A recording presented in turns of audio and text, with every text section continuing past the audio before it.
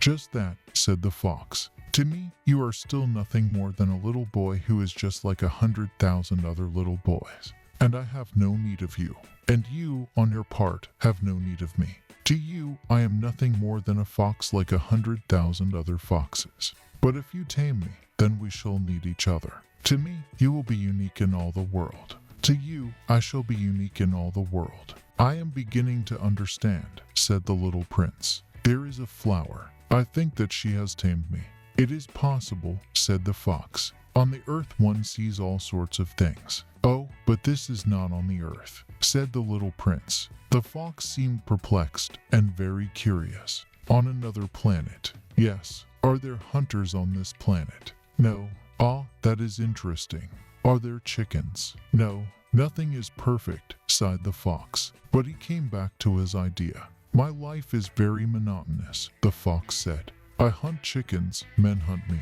All the chickens are just alike, and all the men are just alike. And, in consequence, I am a little bored. But if you tame me, it will be as if the sun came to shine on my life. I shall know the sound of a step that will be different from all the others. Other steps send me hurrying back underneath the ground. Yours will call me, like music, out of my burrow. And then look, you see the grain fields down yonder. I do not eat bread. Wheat is of no use to me. The wheat fields have nothing to say to me, and that is sad. But you have hair that is the color of gold. Think how wonderful that will be when you have tamed me. The grain, which is also golden, will bring me back the thought of you.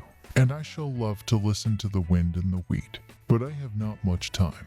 I have friends to discover and a great many things to understand. One only understands the things that one tames," said the fox. "Men have no more time to understand anything.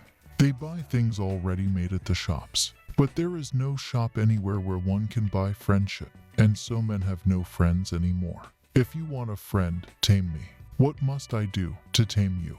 asked the little prince. "You must be very patient," replied the fox. "First you will sit down at a little distance from me like that in the grass. I shall look at you out of the corner of my eye, and you will say nothing.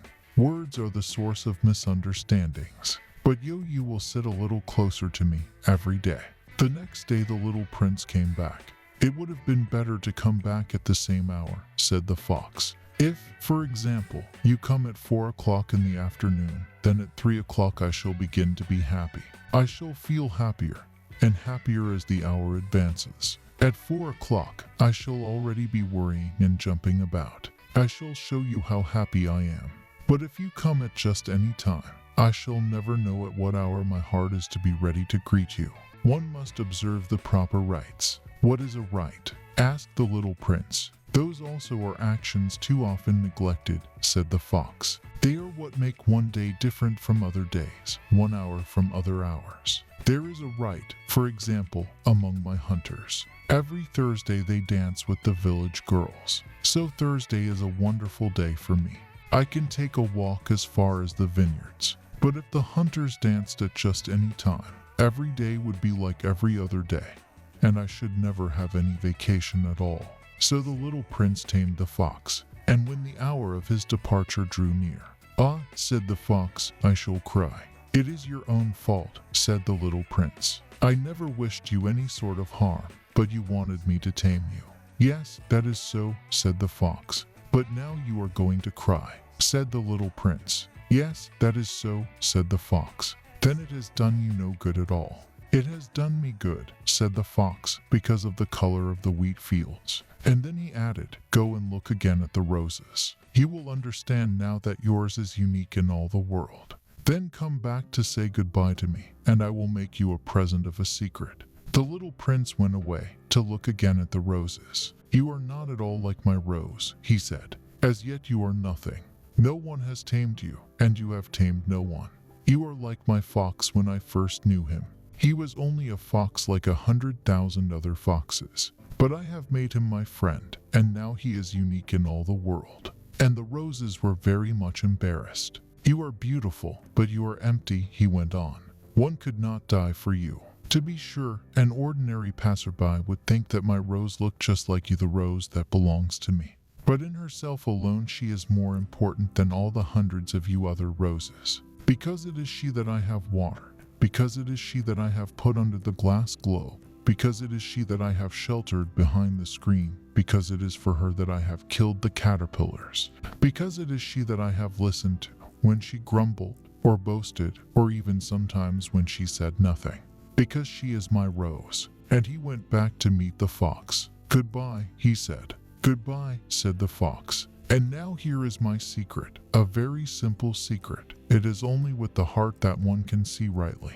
What is essential is invisible to the eye. What is essential is invisible to the eye, the little prince repeated, so that he would be sure to remember. It is the time you have wasted for your rose that makes your rose so important. It is the time I have wasted for my rose, said the little prince, so that he would be sure to remember. Men have forgotten this truth, said the fox, but you must not forget it. You become responsible forever for what you have tamed.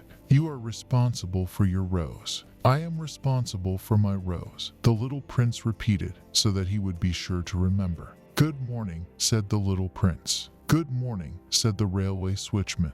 What do you do here? The little prince asked. I sort out travelers in bundles of 1,000, said the switchman. I send off the trains that carry them, now to the right, now to the left. And a brilliantly lighted express train shook the switchman's cabin as it rushed by with a roar like thunder. They are in a great hurry, said the little prince. What are they looking for? Not even the locomotive engineer knows that, said the switchman. And a second brilliantly lighted express thundered by in the opposite direction. Are they coming back already? Demanded the little prince. These are not the same ones, said the switchman. It is an exchange. Were they not satisfied where they were? Asked the little prince. No one is ever satisfied where he is, said the switchman. And they heard the roaring thunder of a third brilliantly lighted express. Are they pursuing the first travelers? Demanded the little prince. They are pursuing nothing at all, said the switchman. They are asleep in there, or if they are not asleep, they are yawning. Only the children are flattening their noses against the window panes. Only the children know what they are looking for, said the little prince. They waste their time over a rag doll, and it becomes very important to them. And if anybody takes it away from them, they cry. They are lucky, the switchman said. Good morning, said the little prince. Good morning, said the merchant. This was a merchant who sold pills that had been invented to quench thirst. You need only swallow 1 pill a week, and you would feel no need of anything to drink. Why are you selling those? Asked the little prince. Because they save a tremendous amount of time, said the merchant. Computations have been made by experts. With these pills, you save 53 minutes in every week. And what do I do with those 53 minutes? Anything you like. As for me, said the little prince to himself, if I had 53 minutes to spend as I like, I should walk at my leisure toward a spring of fresh water.